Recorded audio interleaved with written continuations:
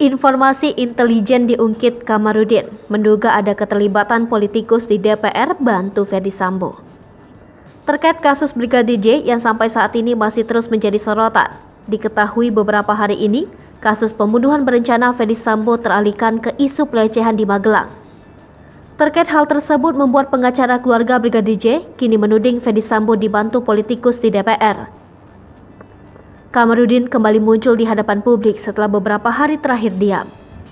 Kuasa hukum keluarga Brigadir J mengungkit informasi intelijen dugaan keterlibatan seorang politikus di DPR untuk membantu kasus Ferdy Sambo.